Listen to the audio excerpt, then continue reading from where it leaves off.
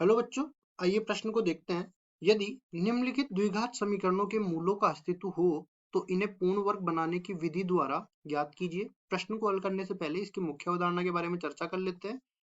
तो यहाँ पे देखिए, जैसे मान लो, पहले तो हम लोग लिख देते हैं मुख्य अवधारणा।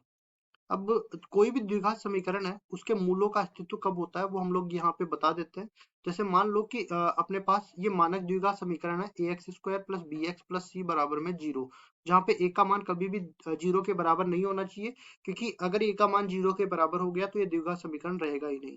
तो यहाँ पे हम लोग इसका विविक्त कर निकालते हैं, d विविक्त कर इसको बोलते हैं। अब इसका मान बराबर होता है b² माइनस में 4ac के बराबर। अब अगर मेरे पास d का मान बड़ा या बराबर रहे 0 के, तब तो अपने पास मूल वास्तविक होते हैं, वास्तविक मूल। और अपने पास अगर d का मान छोटा आ जाए 0 के, तो ये मूल जो है ये काल्पनिक हो जाते हैं, काल्पनिक मूल। और काल्पनिक मूल अगर हो गए तो अस्तित्व में नहीं होंगे, अस्तित्व में नहीं होंगे। तो सबसे पहले तो हर एक भाग के लिए हमें ये चेक करना पड़ेगा कि ये मूल अस्तित्व में है या नहीं है। अब आगे बढ़ते हैं, पूर्ण वर्ग विधि द्वारा कैसे करते हैं इसको। तो सबसे पहले क्या करेंगे, ये अपने पास मानक द्विघात समीकरण है, उसको लिख लेते हैं। ax² plus B X plus C बराबर में 0। इसमें क्या करेंगे, सबसे पहले पहला स्टेप ये है कि x² का जो गुणांक है वो इकाई बनाना है। तो पूरे समीकरण में एक का भाग देना है, तो x² प्लस बी बटा ए गुणा में x प्लस सी बटा में a बराबर 0, ये बन जाएगा। दूसरे स्टेप में क्या करना है कि जो x का गुणांक है उसका आधा करके उसका वर्ग करके जोड़ना और घटाना है। तो अपने पास बन जाएगा x² प्लस b बटा a गुणा में x, इसका आधा करेंगे तो b बटा 2a और उसका वर्ग करेंगे तो b² बटा में 4a²। तो ये बन जाएगा b² बटा में 4a², और ये जोड़ देंगे और ये घटा देंगे। तो जो घटाया हुआ है वो दूसरी तरफ ले जाएंगे, तो अपने पास b² बटा में 4a² और यहाँ पे ये c बटा a भी आ जाएगा, तो ये माइनस c बटा a इस तरीके से बच जाएगा। अब इसको आगे हम लोग सरल करते हैं, तो ये तो अपने पास पूर्ण वर्ग बन जाएगा। कैसे, हम लोग जानते हैं एक सर्वसमीका, क्या, अगर अपने पास a प्लस बी ये पूरे का वर्ग आ जाए तो ये बन जाएगा a² प्लस b² प्लस 2 गुणा में a गुणा में b। इसी तरह अगर यहाँ पे माइनस बन जाए तो यहाँ पे भी माइनस आ जाएगा।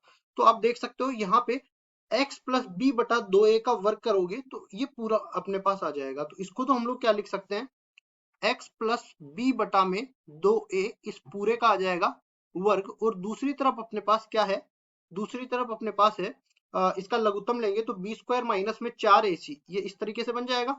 तो लिखेंगे इसको b² माइनस में 4ac और नीचे अपने पास बन जाएगा क्या, इस तरीके से 4a², 4a²। अब देखिए इसको हम लोग क्या लिख सकते हैं, b² माइनस में 4ac इस पूरे का वर्गमूल बटा में 2a इस पूरे का वर्ग। अब देखिए दोनों तरफ वर्गमूल ले लेते हैं, तो x प्लस बी बटा में 2a और ये बराबर हो जाएगा b² माइनस में 4ac इस पूरे का वर्गमूल बटा में 2a, और ये अब इस तरफ आएगा तो x बराबर हो जाएगा माइनस b, और लघुत्तम दोनों का समान हो जाएगा क्योंकि हर समान है, और ये बन जाएगा b² माइनस में 4ac इस पूरे का वर्गमूल बटा में 2a। अब ध्यान से देखोगे तो अपने पास ये द्विघात सूत्र है, मतलब श्रीधराचार्य सूत्र है, जो कि हमने पूर्ण वर्ग विधि द्वारा निकाला है। अब इसी तरीके से हम लोग एक एक करके सबको हल करने वाले हैं। पहले भाग हम उठा के लाते हैं, 2x² minus 7x plus 3, 2x² minus में 7x प्लस 3 बराबर में 0। सबसे पहली चीज इसके x² के गुणांक को इकाई बनाएंगे, तो x² माइनस में 7 बटा 2, पूरे समीकरण में 2 का भाग लगेगा तो प्लस 3 बटा 2 बराबर में 0 हो जाएगा। अब x के गुणांक का आधा करके वर्ग करके जोड़ेंगे और घटाएंगे तो 7 बटा 2x इधर रह जाएगा और ये बन जाएगा, देखो 7 बटा 2 का आधा 7 बटा 4, इसका वर्ग करेंगे तो 49 बटा 16, तो 49 बटा 16 इसमें जोड़ा और दूसरी तरफ घटा दिया। तो मतलब इस तरफ घटाया तो दूसरी तरफ जोड़ दिया, 49 बटा 16, और ये 3 बटा 2 इधर धनात्मक है तो इधर आके ऋणात्मक हो जाएगा। अब देखिए ये तो पूरा क्या बन गया, x माइनस में 7 बटा 4 पूरे का वर्ग, ठीक है, x माइनस में 7 बटा 4 पूरे का वर्ग हो गया। और दूसरी तरफ हम लोग लघुत्तम लेने के बाद इसको हल करते हैं, तो लघुत्तम 16 आ जाएगा, 49 इधर रह जाएगा और ये 8 3 24 हो जाएगा। ठीक है, कुल मिला के अपने पास 49 माइनस में 24 बटा में 16, ये बन जाएगा। अब देखिए इसको हम लोग आगे हल करते हैं तो 25 रह जाएगा, 25 को हम 5 कह सकते हैं और 16 रह जाएगा, 16 को 4 कह सकते हैं। इस पूरे का वर्ग हो जाएगा। ठीक है, ये दोनों बराबर है, वर्गमूल लेंगे तो x माइनस 7/4 और इधर प्लस माइनस के साथ आने वाला है तो ये 5/4 रह जाएगा। x बराबर हो जाएगा 7/4 और लघुत्तम दोनों का हर समान है तो यहाँ पे ऊपर बन जाएगा लघुत्तम आने के बाद 7 प्लस माइनस 5। तो यहाँ पे अपने पास देखिए इसको आगे हम लोग हल करने वाले हैं तो x का मान जब प्लस लेंगे तो x का मान 7 प्लस 5 12, 12 बटा में 4 3 आ जाएगा और x का मान यहाँ से देखो माइनस लेंगे तो 7 माइनस 5 2, 2 बटा में 4 1 बटा में 2 रह जाएगा। इस तरह से x के दो मान आ गए जो कि हमने पूर्ण वर्ग विधि से निकाला है। आगे बढ़ेंगे और हम दूसरे जो समीकरण है द्विघात समीकरण उसके भी मूल निकालेंगे द्विघात समीकरण से। तो ये है अपने पास 2x² प्लस x माइनस में 4, तो ये बन जाएगा 2x² प्लस x माइनस 4 बराबर में 0। देखो x² का गुणांक इकाई बनाएंगे तो ये बनेगा x² प्लस x बटा 2 माइनस में 2 बराबर में 0। अब देखो जो x का गुणांक है उसको आधा करेंगे तो x बटा 2 तो ये आ गया, x का गुणांक 1/2 इसका आधा 1/4 इसका वर्ग करेंगे 1/16, 1/16 इधर जोड़ा और 1/16 इधर घटाया मतलब दूसरी तरफ जोड़ दिया और ये 2 इधर ऋणात्मक है दूसरी तरफ जाके धनात्मक बन गया। अब आगे इसको हल करते हैं तो ये तो बन गया अपने पास x प्लस 1/4 पूरे का वर्ग और दूसरी तरफ लघुत्तम लेने के बाद ये बन जाएगा कितना 16 लघुत्तम आ जाएगा 1 प्लस 16 दूनी 32। ठीक है, आगे इसको हल करते हैं तो ये बन जाएगा देखो अपने पास x प्लस 1/4 इस पूरे का वर्ग और ऊपर 32 और एक 33 हो गया जिसको हम लोग वर्गमूल 33/16 जो है इसको 4 कह सकते हैं, उस पूरे का वर्ग आ जाएगा। दोनों तरफ वर्गमूल लेंगे तो x प्लस 1/4 बराबर हो जाएगा प्लस माइनस में वर्गमूल 33/4।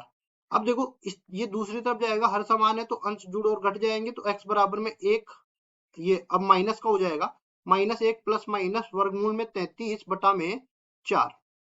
ठीक है, ये बन गया। अब देखिए ये अपने पास इस तरीके से आ गया। इन दोनों को अलग अलग कर देते हैं, x बराबर में -1 अलग अलग करेंगे तो एक प्लस के साथ आ जाएगा वर्गमूल 33/4 और ये आ जाएगा x बराबर में -1 माइनस वर्गमूल में 33/4। अब देखो ये तो हमने पूरा निकाल दिया, लेकिन क्या करना था हमें, सवाल में इस तरीके से दे रखा था कि इनको पहले तो चेक करना है कि अस्तित्व में है कि नहीं, और अस्तित्व में है इसके लिए हमने ये अपनी शर्त बता दी थी तो हमने डायरेक्ट निकाल दिया, कोई बात नहीं है, ये तो हमारे पास मूल आ गए। वैसे हमारे पास अगर ये अस्तित्व में नहीं होते तो अपने ऋणात्मक की संख्या आ जाती वर्गमूल के अंदर। चेक करके भी बता देते हैं, देखो इनका विविक्त कर निकाल देते हैं, अब कोई दिक्कत नहीं है। तो इसका विविक्त कर निकालते हैं तो तुलना करेंगे, ये a बराबर में 2 हो जाएगा, b बराबर में -7 हो जाएगा और c बराबर में 3 हो जाएगा। b² माइनस 4ac करेंगे तो ये पहले वाले में तो कितना हो जाएगा, देखो -7 का वर्ग हो जाएगा, माइनस पे 4 गुणा में 2 गुणा में 3 बन जाएगा, कुल मिला के 49 माइनस में 4 दूनी 8 3 24 बन जाएगा और ये अपने पास 25 हो जाएगा जो कि 0 से बड़ा है। मतलब इसके तो मूल अस्तित्व में है जो कि हमने निकाल ही लिए हैं, इसके तो यहाँ पे आ गए 3 और 1/2। इसके लिए भी देख लेते हैं तो इसमें हम तुलना करने वाले हैं, a बराबर 2 आ जाएगा, b बराबर में 1 आ जाएगा, c बराबर में -4 आ जाएगा। तो कुल मिला के अपने पास d निकालेंगे जो कि b² माइनस में 4ac होता है, तो ये बन जाएगा देखो b का वर्ग मतलब 1 का वर्ग माइनस में 4 गुणा में 2 गुणा में -4, आगे हल करने वाले हैं तो 1 और ये माइनस माइनस अब इसको प्लस बना देगा, 4 चौक 16 और 1 16 दूनी 32, तो ये बन जाएगा अपने पास 33 के बराबर। ये d का मान है जो कि 0 से बड़ा है, मतलब कि मूल अपने पास अस्तित्व में है और इसके मूल अपने पास ये इस तरीके से आए गए थे। ठीक है, ये अपने उत्तर हो जाएंगे। आशा करता हूँ ये सवाल आपको समझ में आया होगा। धन्यवाद।